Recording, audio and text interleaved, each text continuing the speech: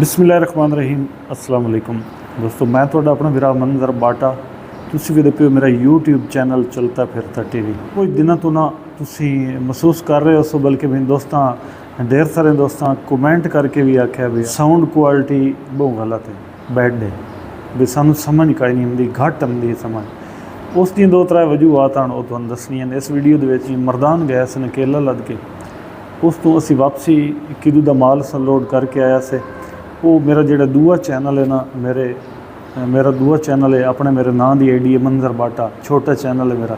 उस ते वीडियो मैं ला छोड़ियां जड़ियाँ 3-4 वीडियो स्टोर पियां मेरे को, यानी जिन्हां दी साउंड क्वालिटी घट है वो उस चैनल ते तुसीं वेख सकते हो। उस दी वजह तो दसां दोस्तों, मेरे को एक कैमरा ढेर सारी मालीयत का, मतलब 85-86 हज़ार रुपये का कैमरा हाँ। तो असीं कश्मीर टूर पर गए न हटियां बाला, जो उदे गए उत्थे वो खराब हो गया। हालांकि नवा कैमरा वाली 6 महीने भी उसनूं नहीं होए, 4-5 महीने हो गए हैं उसनूं मेरे को चलदे पिया।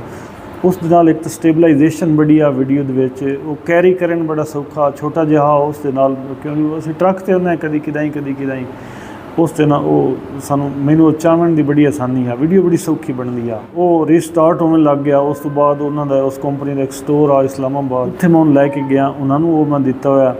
उन्हें इन्हें समझो भी मैंने उन्हें आख्या भी 80% सही होने के चांस कोई नहीं, इसका IC नहीं मिलता पाया, 20% सही होने के चांस हैं।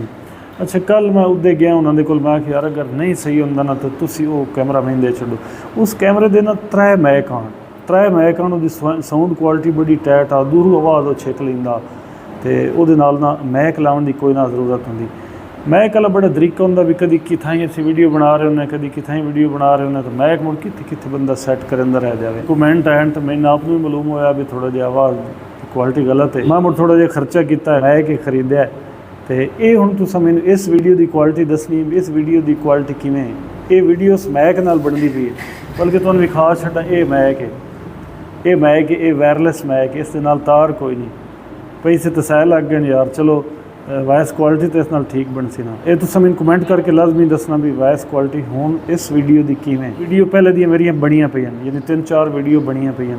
वीडियो मैं लेसां अपने मंजर बाटा, जो मेरा छोटा चैनल है उस ते लेसां।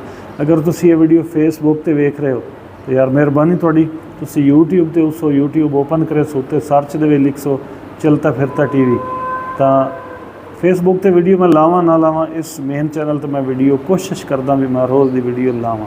कमेंट करके मैं लाजमी दस्या भी इस वीडियो की आवाज़ किवें, जे इस वीडियो की आवाज़ ठीक है तो मोड़ तो ये मैक जिंदाबाद कामयाब है। अगर इसकी भी आवाज़ ठीक नहीं है तो मैंने तुसां कमेंट करके लाजमी दस्सो। हुण इजाज़त दसो अपने बराबर बाटे में। अल्लाह हाफिज़।